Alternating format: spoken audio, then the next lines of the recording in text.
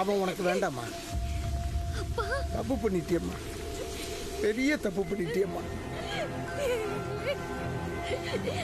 அப்பா எங்களை எதுவும் பண்ணிடாதீங்கப்பா, மன்னிச்சு விட்டுருங்கப்பா. அம்மா, நம்ம ஜாதி என்ன, கௌரவம் என்ன, அந்தஸ்து என்ன, வம்சம் என்ன, இப்படி எல்லாத்தையும் அசிங்கப்படுத்திட்டியம்மா. கோபத்தை ஏன் மேல காட்டுங்க, பொண்ணு விட்டுருங்கய்யா. பொண்ணா? அது ஏன் ரத்தம் ஓடின வரைக்கும் தான், இப்ப ஓ ரத்தம் கலந்துருச்சு இல்லப்பா. எனக்காக இல்லாட்டியும் என் வயத்துல வளர்ற குழந்தைக்காகவாவது எங்களை விட்டுடுங்கப்பா. அதுக்காக தான் உன்னை கொல்ல போறேன். நம்ம வம்சத்தோட கௌரவத்தை அழிச்ச குழந்தை இருக்கக்கூடாது. நான் ரொம்ப பாசமா வளர்த்துட்டப்பா, உன்னை அடிச்சு கொள்ள மனசு வரல. பேசாம இந்த விஷத்தை நீயாவே குடிச்சிட்டு செத்துருக்கன்னு.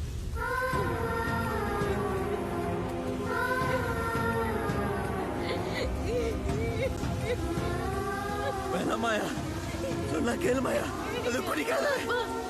அவர் ரொம்ப பாவம்ப்பா. அவர் வேண்டாம் வேண்டாம்னு சொல்லியும் நான் தான் வலுக்கட்டாயமா கூட்டிட்டு ஓட்டேன். தப்பு பண்ணதுன்னா விஷத்தை குடிச்சிட்டு செத்துது.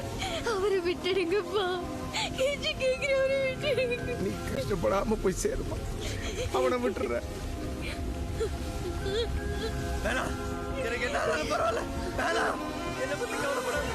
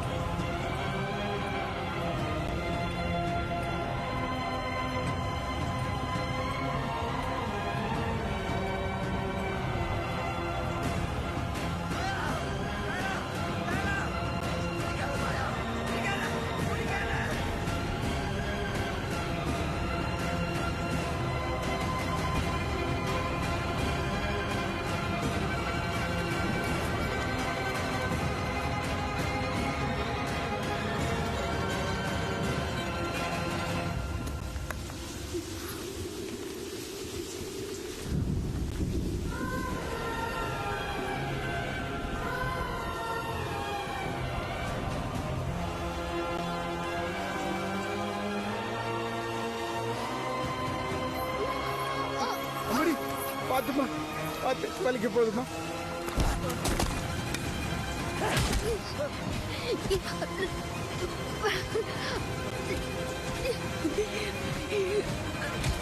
அவரை விட்டுருவேன்னு சொன்னீங்களப்பா.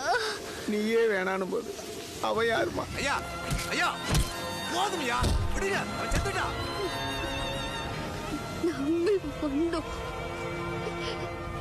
இப்படி பண்ணிட்டீங்க. விட மாட்டேன், வம்சத்தையே அழிப்பேன். என்னதான் கண்ட ரத்தம் கலந்தாலும் நம்ம பரம்பரை ரத்தம் கொஞ்சம் ஓடுதில்லை, அதான் பட்டுன்னு உயிர் போக மாட்டேங்குது.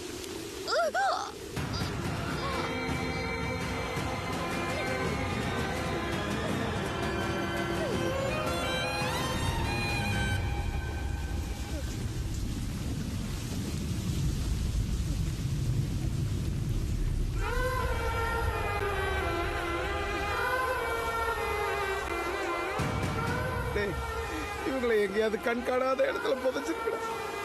என்னால இதுக்கு மேல பார்க்க முடியாது.